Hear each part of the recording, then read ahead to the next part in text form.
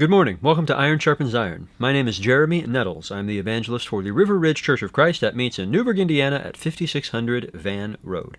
We would love to have you join us for our Bible studies every Sunday morning at 9. You can get there for our worship period at 10. If you'd like to get in touch with us, then feel free to give us a call or send a text to 812-550-6234, or you can send an email to info@riverridgechurch.org, and we would love to hear from you and do whatever we can to help. In the series that we have been pursuing on the various books of the Bible, we most recently looked at 1 Chronicles in the Old Testament. And it was tough to get through the first several chapters of that because of all the genealogies, and then most of what followed was copied from 1st and 2nd Samuel and 1st Kings, and you might find yourself wondering from time to time, looking at 1st Chronicles, what is the point? And I suppose that's kind of like asking, what is the point of another World War II documentary? Well, in the first place, there's a lot of material to cover, and in the second place, the distinction between art and information is not as strong as people assume it to be. All art conveys information, even if the observer doesn't know what to do with that information. It's the particular arrangement of information that is meaningful and appreciated. And on the other hand, information without careful arrangement is just chaos. It requires some level of artistry to eliminate the noise and arrange the important things in such a way as to be recognizable and meaningful. So the books of Samuel and Kings had their purpose, and Chronicles serves a different purpose, even though it uses much of the same information. We talked a lot about that purpose when we looked at the first half, 1 Chronicles, the focus on the genealogies, the house of David and its legitimate place on the throne of Judah, and especially the preparation for building the temple were the main themes of that half of the book. But they were all examined with a view toward the task that stood before the repatriated Jews in the 5th century BC. They had to rebuild a nation of God's people in the land that he had promised to Abraham and his descendants forever. Now, what about the second half? Well, I'd like to, somewhat paradoxically, I suppose, start with the end. All the way in 2 Chronicles 36, let's pick up in verse 11. Zedekiah was 21 years old when he began to reign, and he reigned 11 years in Jerusalem. He did what was evil in the sight of the Lord his God. He did not humble himself before Jeremiah the prophet, who spoke from the mouth of the Lord. He also rebelled against King Nebuchadnezzar, who had made him swear by God. He stiffened his neck and hardened his heart against turning to the Lord, the God of Israel.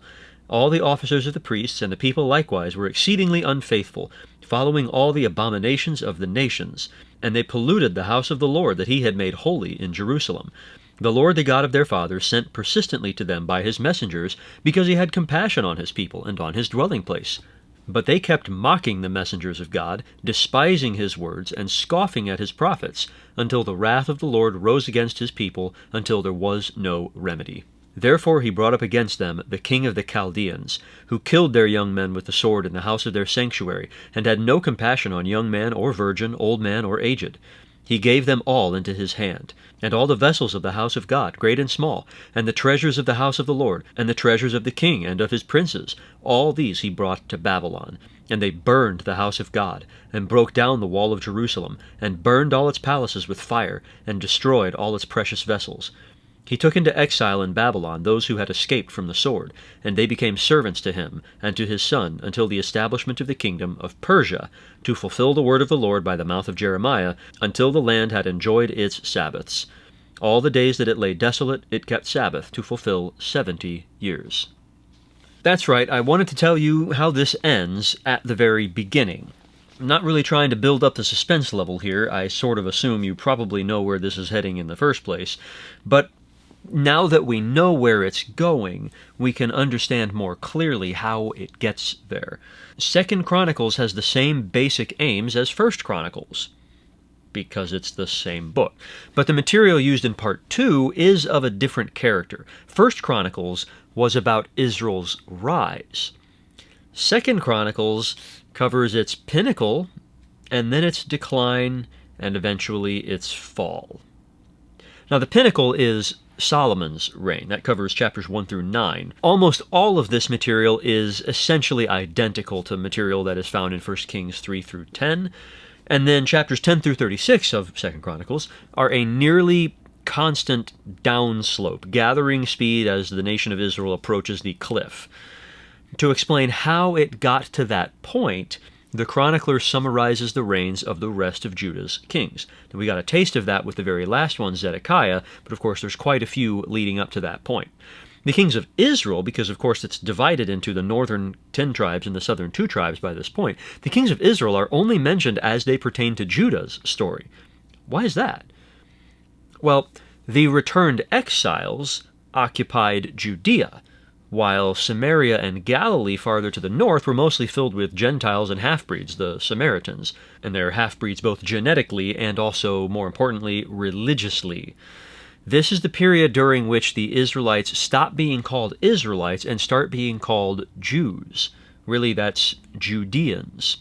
So the southern kingdom gets all the attention because that's where the budding Jewish nation finds its political legitimacy, as well as the fulfillment of God's promises. This is also a good time to reiterate the title that the 3rd-ish century Jewish translators gave to this book in the Greek Old Testament, the Septuagint. They called it Paralepomena, or Things Left Out. Well, that's certainly not how the chronicler thought of his work, but the translators clearly questioned the utility of having 2 extremely similar renditions of, say, the 6 years when Athaliah usurped the throne of Judah. They found more value in the material that was unique to Chronicles. Most of this unique material comes in the form of telling more positive stories about some of the kings that are labeled evil in Kings, even in Chronicles for that matter, or else telling more negative stories about those who are labeled good. Why would he do that? Is he just an early member of the actually brigade? I mean, the sort of revisionist who just likes to be contrarian about established facts for the sake of rebellion and standing out intellectually? No. The chronicler's goal is not to just tear down heroes or to rehabilitate villains. It's more about humanizing them. This is the same author who includes just about everything from the reigns of David and Solomon that are present in 2 Samuel and 1 Kings, but then leaves out David's little incident with Bathsheba and Uriah, which is kind of important considering how Bathsheba is Solomon's mother and all. Then he moves on to Solomon, and he leaves out Solomon's turn away from God in his later years.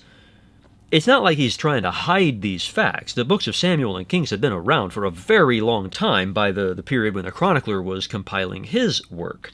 But he's presenting those 2, David and Solomon, in, let's say, a more idealistic light as heroes worthy of imitation. And that's a great goal, especially inasmuch as David and Solomon both prefigure Jesus. So this is along the same lines as what Paul writes in 1 Corinthians chapter 11, verse 1, where he says, "Be imitators of me as I am of Christ." Inasmuch as he is now imitating Christ, he is a worthy paradigm for Christians to imitate. Thinking back to the chronicler, the effect that this has, looking at David and Solomon as these very imitable heroes, and then looking at some of the evil kings where the chronicler tells us something positive and morally upright that one of these evil men did, well, it makes us pause. And it's the same effect when he tells us something really shameful about a good king. Because we badly wish to divide up the world into good guys and bad guys. And that's not exactly the wrong impulse. It's actually highly reflective of reality. The problem is that we're not very good judges of these things. It's not our job to be. Only God is actually capable of doing it right, so I suppose that's fair. What kinds of stories are included in 2 Chronicles? We don't have time to go through all of them, obviously, and I still want a minute or 2 at the end to sort of tie things up, but we do have time to cover a few.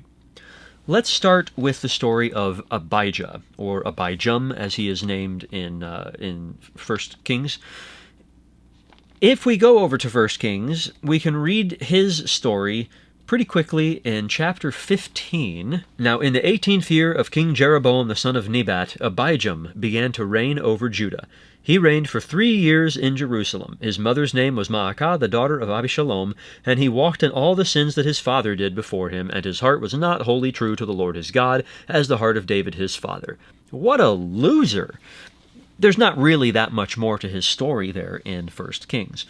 Now if we flip over to 2 Chronicles and read in chapter 13, we find King Abijah being attacked by an overwhelming force under the northern king Jeroboam, and let's pick up in verse 4. Then Abijah stood up on Mount Zemaraim, that is in the hill country of Ephraim, and said, Hear me, O Jeroboam and all Israel. Ought you not to know that the Lord God of Israel gave the kingship over Israel forever to David and his sons by a covenant of salt? He's not wrong, is he? Let's jump down to verse 9. Have you not driven out the priests of the Lord, the sons of Aaron, and the Levites, and made priests for yourselves, like the peoples of other lands? Whoever comes for ordination with a young bull or 7 rams becomes a priest of what are no gods. But as for us, the Lord is our God, and we have not forsaken him. We have priests ministering to the Lord who are sons of Aaron, and Levites for their service. Again, he's not wrong, is he? He's actually identifying one of the prime dividing issues of the day. Verse 12. Behold, God is with us at our head, and his priests with their battle trumpets to sound the call to battle against you. O sons of Israel, do not fight against the Lord, the God of your fathers, for you cannot succeed. Jeroboam had sent an ambush around to come upon them from behind. Thus his troops were in front of Judah, and the ambush was behind them. And when Judah looked, behold, the battle was in front of and behind them. And they cried to the Lord, and the priests blew the trumpets. Then the men of Judah raised the battle shout, and when the men of Judah shouted, God defeated Jeroboam and all Israel before Abijah and Judah. This gets me fired up. I'm right there with him. I'm going, yes, way to go. Tear Jeroboam down. That's right. You're doing great. But isn't that actually kind of disheartening? I mean, it's good that he did this, but what did we read back in 1 Kings? That his heart was not wholly true to the Lord his God. So that zeal, it didn't last. And that's disappointing. And then when I overlay his experience on myself, I find that's kind of frightening. What about another king? This time a good one, Joash. You might remember Joash. He was rescued as a baby from his grandmother's coup when she was out murdering the entire royal family. The high priest Jehoiada raised him, and then when he was 7 years old, he put him on the throne. We can read about him in 2 Kings chapter 12, where we'll read just the first couple verses. In the 7th year of Jehu, Jehoash began to reign, and he reigned 40 years in Jerusalem. His mother's name was Zibiah of Beersheba, and Jehoash did what was right in the eyes of the Lord all his days, because Jehoiada the priest instructed him. Now that's worth getting fired up over. It says that he did what was right in the eyes of the Lord all his days. None of this, his heart was not wholly true to the Lord his God, like we found with Abijam. On top of that, Joash repaired the temple. And, I mean, frankly, in 2 Kings, he comes off looking great. And then in chapter 12, verse 19, Now the rest of the acts of Joash and all that he did, are they not written in the book of the Chronicles of the kings of Judah? His servants arose and made a conspiracy and struck down Joash in the house of Millo on the way that goes down to Silah. It was Josachar the son of Shimeath and Jehozabad the son of Shomer, his servants, who struck him down, so that he died. And they buried him with his fathers in the city of David, and Amaziah his son reigned in his place. We talked last time about how the book of the Chronicles of the Kings of Judah, that's not 1st and 2nd Chronicles. This is an earlier work, but Chronicles gets its name from sort of an imitation of those old annals. Anyway, Joash, after doing what was right in the eyes of the Lord all his days, on top of that, we could say he has a martyrdom. Or at least that's the way it would come off in 2 Kings. But it turns out, not exactly. If we turn over to 2 Chronicles and read in chapter 24, we find, well, some additional details that are alarming and distressing. Verse 15. But Jehoiada grew old and full of days, and died. He was 130 years old at his death. And they buried him in the city of David among the kings, because he had done good in Israel, and toward God and his house. Now, after the death of Jehoiada, the princes of Judah came and paid homage to the king. Then the king listened to them, and they abandoned the house of the Lord, the God of their fathers, and served the Asherim and the idols. And wrath came upon Judah and Jerusalem for this guilt of theirs. Yet he sent prophets among them to bring them back to the Lord. These testified against them, but they would not pay attention. Okay, so Joash in his later years, he wasn't quite so rosy, and he gave influence to the wrong guys, and then, the people kind of fell away. It gets worse. Verse 20. Then the Spirit of the Lord clothed Zechariah the son of Jehoiada the priest, and he stood above the people and said to them, Thus says God, why do you break the commandments of the Lord so that you cannot prosper? Because you have forsaken the Lord, he has forsaken you. But they conspired against him, and by command of the king they stoned him with stones in the court of the house of the Lord. Thus Joash the king did not remember the kindness that Jehoiada, Zechariah's father, had shown, but killed his son. And when he was dying, he said, May the Lord see and avenge.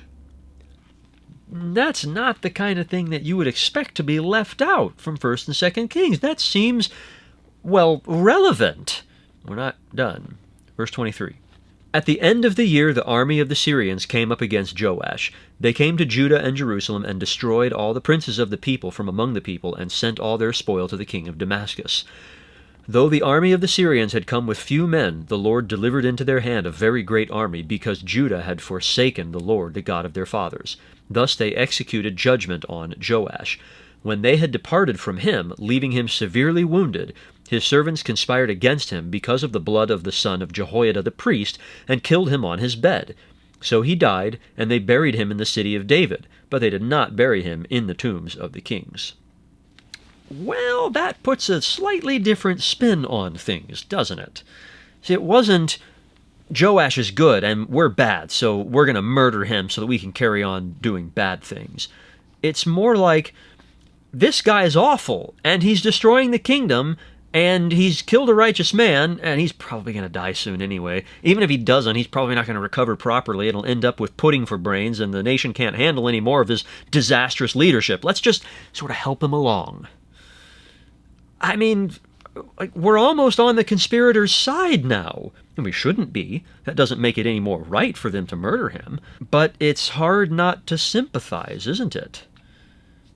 So here it is again. Disappointing. We thought Joash was a good guy.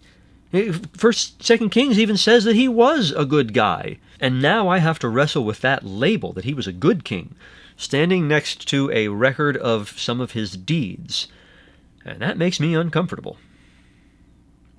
There's another of these. Another good king named Uzziah or Azariah. We read about him in 2 Kings 15. Let's just read the first 7 verses. In the 27th year of Jeroboam king of Israel, Azariah the son of Amaziah king of Judah began to reign. He was 16 years old when he began to reign, and he reigned 52 years in Jerusalem. His mother's name was Jecholiah of Jerusalem, and he did what was right in the eyes of the Lord, according to all that his father Amaziah had done. Nevertheless, the high places were not taken away. The people still sacrificed and made offerings on the high places. And the Lord touched the king, so that he was a leper to the day of his death, and he lived in a separate house. And Jotham, the king's son, was over the household, governing the people of the land. Now the rest of the acts of Azariah and all that he did, are they not written in the book of the Chronicles of the kings of Judah? And Azariah slept with his fathers, and they buried him with his fathers in the city of David, and Jotham his son reigned in his place. That's it. That's the entirety of Azariah's story in 2 Kings. There's not much to go on, and it leaves us maybe confused that God has stricken this man with leprosy, considering that, he's a good king. Well, 2 Chronicles 26 tells us some more about him. Verse 6. He went out and made war against the Philistines, and broke through the wall of Gath, and the wall of Jabneh, and the wall of Ashdod. And he built cities in the territory of Ashdod and elsewhere among the Philistines. God helped him against the Philistines and against the Arabians who lived in Gurbaal, and against the Meunites. The Ammonites paid tribute to Uzziah, and his fame spread even to the border of Egypt, for he became very strong. Moreover, Uzziah built towers in Jerusalem at the corner gate, and at the valley gate, and at the angle, and fortified them. And he built towers in the wilderness, and cut out many cisterns, for he had large herds, both in the Shephelah and in the plain. And he had farmers and vine dressers in the hills, and in the fertile lands, for he loved the soil. There's a really nice, surprising bit of national revival amidst the long story of decline. Let's keep going. Verse 11. Moreover, Uzziah had an army of soldiers fit for war in divisions according to the numbers in the muster made by Jael the secretary and Maaseiah the officer, under the direction of Hananiah one of the king's commanders. The whole number of the heads of fathers' houses of mighty men of valor was 2,600. Under their command was an army of 307,500 who could make war with mighty power to help the king against the enemy. And Uzziah prepared for all the army shields, spears, helmets, coats of mail, bows, and stones for slinging.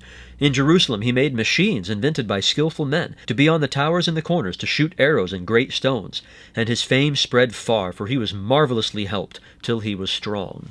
This guy's like another Solomon. He's famous for his public works, for his strong army, for his at least the innovation that was happening during his reign, for the security of his people, and he was marvelously helped. By whom? Obviously by God. Let's keep going. Verse 16. But when he was strong, he grew proud to his destruction, for he was unfaithful to the Lord his God, and entered the temple of the Lord to burn incense on the altar of incense. But Azariah the priest went in after him, with 80 priests of the Lord who were men of valor. And they withstood King Uzziah, and said to him, It is not for you, Uzziah, to burn incense to the Lord, but for the priests, the son of Aaron, who are consecrated to burn incense. Go out of the sanctuary, for you have done wrong, and it will bring you no honor from the Lord God. What was he thinking? Well, at least the priest told him his mistake, so he hung his head and went back to his house. Right? Verse 19. Then Uzziah was angry. Now he had a censer in his hand to burn incense, and when he became angry with the priests, leprosy broke out on his forehead, in the presence of the priests in the house of the Lord by the altar of incense. And Azariah the chief priest and all the priests looked at him, and behold, he was leprous in his forehead. And they rushed him out quickly, and he himself hurried to go out, because the Lord had struck him. And King Uzziah was a leper to the day of his death, and being a leper lived in a separate house, for he was excluded from the house of the Lord. And Jotham his son was over the king's household, governing the people of the land. Well, I guess we've made sense of why God struck him with leprosy, at least. That is so disappointing. How hard can it be to just not be an arrogant jerk? Apparently, pretty difficult. We've got one more of these to look at. Manasseh. If we flip back to 2 Kings, we can read about his reign in chapter 21. Manasseh was 12 years old when he began to reign, and he reigned 55 years in Jerusalem. His mother's name was Hephzibah, and he did what was evil in the sight of the Lord, according to the despicable practices of the nations whom the Lord drove out before the people of Israel. For he rebuilt the high places that Hezekiah his father had destroyed. And he erected altars for Baal, and made an Asherah, as Ahab king of Israel had done, and worshipped all the host of heaven, and served them. And he built altars in the house of the Lord, of which the Lord had said, In Jerusalem will I put my name. And he built altars for all the host of heaven in the 2 courts of the house of the Lord. And he burned his son as an offering, and used fortune-telling and omens, and dealt with mediums and with necromancers. He did much evil in the sight of the Lord, provoking him to anger. Wow. Okay, well, God sent prophets to warn Manasseh and the people about all this stuff, but, verse 9, but they did not listen, and Manasseh led them astray to do more evil than the nations had done, whom the Lord destroyed before the people of Israel. So God promised judgment. Yet, verse 16, moreover Manasseh shed very much innocent blood till he had filled Jerusalem from one end to another, besides the sin that he had made Judah to sin, so that they did what was evil in the sight of the Lord. And then he died, and may I say, good riddance, I hope he fries. 2 Chronicles 33 is almost identical to what we've read in 2 Kings there, with a couple of noteworthy additions, like, for example, at the beginning of verse 6, and he burned his sons as an offering in the valley of the son of Hinnom. The plural there illustrates that not only did he do this once, as if that weren't bad enough, but multiple times. And then verse 11, therefore the Lord brought upon them the commanders of the army of the king of Assyria, who captured Manasseh with hooks, and bound him with chains of bronze, and brought him to Babylon. And when he was in distress, he entreated the favor of the Lord his God, and humbled himself greatly before the God of his fathers. He prayed to him, and God was moved by his entreaty, and heard his plea, and brought him again to Jerusalem into his kingdom. Then Manasseh knew that the Lord was God. Ha! Well, that's interesting. I guess the Pharaoh back in Exodus also repented a time or two, and God showed mercy to him as well. Similar with Nebuchadnezzar in Daniel 4, a couple other like incidents that I can come up with. I bet it didn't last, though. Let's keep reading. Verse 14. Afterward he built an outer wall for the city of David west of Gihon in the valley, and for the entrance into the fish gate, and carried it around a fell, and raised it to a very great height. He also put commanders of the army in all the fortified cities in Judah. And he took away the foreign gods, and the idol from the house of the Lord, and all the altars that he had built on the mountain of the house of the Lord and in Jerusalem, and he threw them outside of the city. He also restored the altar of the Lord, and offered on it sacrifices of peace offerings and of thanksgiving. And he commanded Judah to serve the Lord, the God of Israel. Well, that was unexpected. That guy? He turned it around and actually made a dent in reversing all the harm he had caused? That's amazing and encouraging and humbling, considering how nonchalantly I consigned him to hell a few minutes ago. Really makes you wonder, doesn't it? How many people do I write off as hopeless when they have done or will do more good for their neighbors in the world and God's kingdom than I have? How many people have I subconsciously placed beneath myself on the spiritual hierarchy when they actually belong far above me?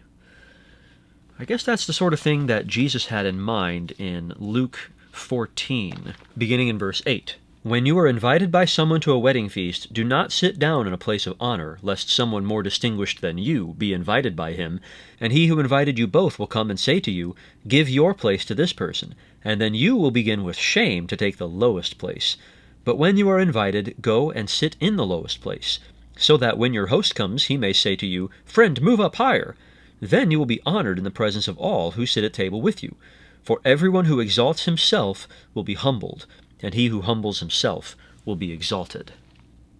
What stands out the most to me about these supplemental stories is mostly that I should be cautious.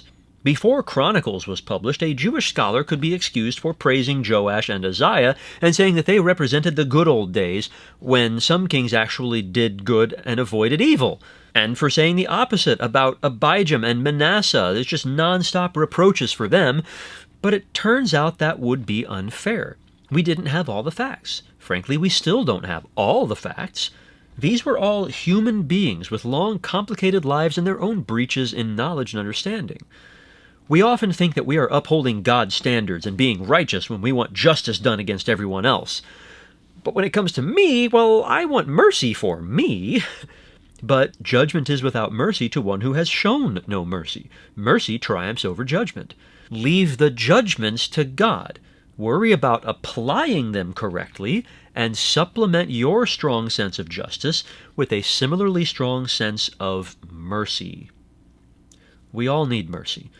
Manasseh needed mercy, Abijah needed mercy, Joash and Uzziah needed mercy, David and Solomon needed mercy. The only one who doesn't need mercy is Jesus, who is the embodiment of heavenly mercy. Be grateful. Be hopeful. Be helpful. Be merciful. That's what we are striving to do at River Ridge, and we would love to have you join us. Please get in touch with us. You can reach us by phone at 812-550-6234 or send an email to info@riverridgechurch.org. You can also find us at 5600 Van Road in Newburgh for Sunday morning worship at 10. I hope to see you there. Thanks for joining me today on Iron Sharpens Iron.